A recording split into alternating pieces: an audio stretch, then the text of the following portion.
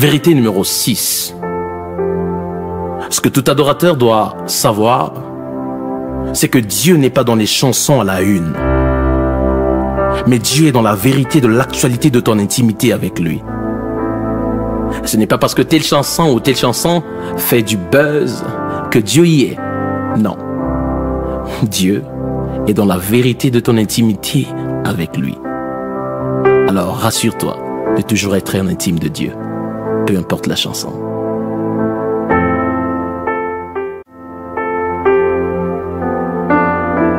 Vérité numéro 7.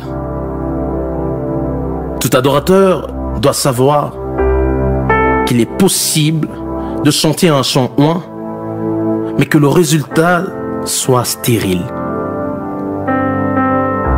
Oui, possible de chanter un chant rempli d'onction, mais qu'à la fin que tu sois surpris de voir qu'il n'y a pas de vie, que la chanson est stérile en termes de vie. Non pas parce que le chant est un problème, non, mais plutôt ta position actuelle d'avec le trône de Dieu et ton emplacement vis-à-vis de l'autel. Il est possible que tu chantes un chant rempli, waouh, et c'est puissant, c'est fort, lorsque une autre personne la chante. Et cette chanson, lorsque toi tu la chantes, cela devient stérile, sans vie. Pourquoi? Simplement à cause de ta position et à cause de la réalité et la vérité de ton intimité avec Dieu. Ne sois pas seulement un chanteur, sois un ami de Dieu. Deviens une chanson pour Dieu.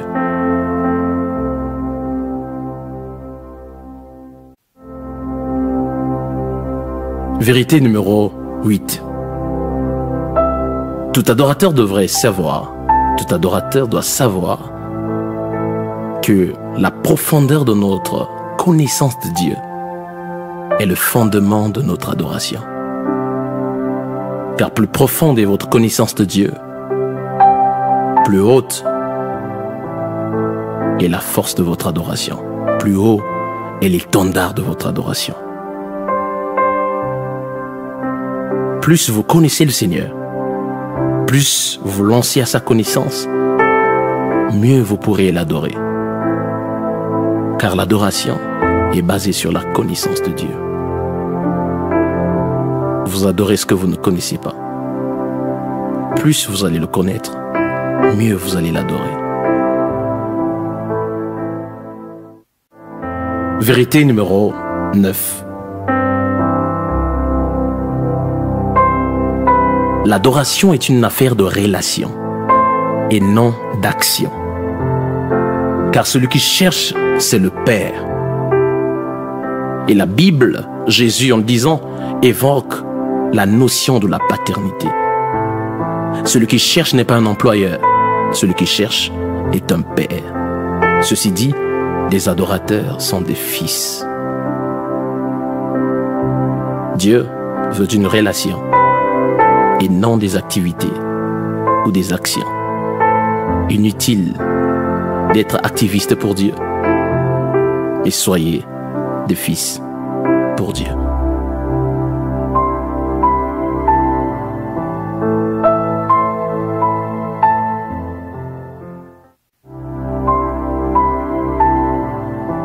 Vérité numéro 10. C'est que toute chanson ayant pour sujet Dieu, composée pour plaire à la foule, sera foulée. Je le répète, c'est que toute chanson ayant pour sujet Dieu, composée pour plaire à la foule, pour faire plaisir à la masse, sera foulée. Le principe, c'est de puiser du cœur de Dieu ce que les oreilles de Dieu veulent entendre. Voilà pourquoi vous devrez être des intimes de Dieu, connaître le besoin de son cœur, afin de le reproduire. Savoir ce que son cœur veut, ce que ses oreilles veulent entendre, afin de le lui dire.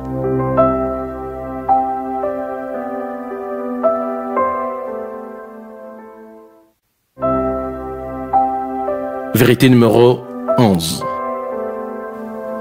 Parlons un peu du chantre adorateur, de l'adorateur chantre. Être chantre n'est pas synonyme de sortir des albums.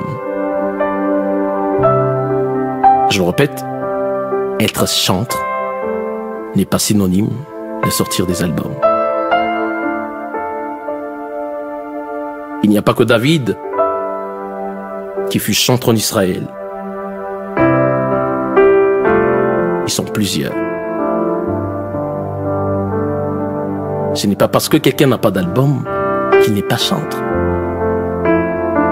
Aujourd'hui, nous assistons à ce vent qui dit qu'être chantre, c'est avoir des albums, c'est faire des concerts. Et j'aimerais dire à quelqu'un, tu peux être chantre pour Dieu, dans ton église, dans ta chambre. C'est vrai, il est important de publier les louanges de Dieu parmi les nations, mais cela ne veut pas dire faire des albums. Si Dieu vous convainc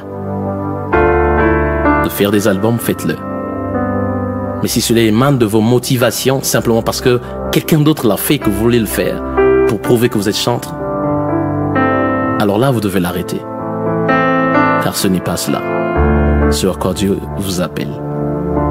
Très importante vérité pour des chantres adorateurs.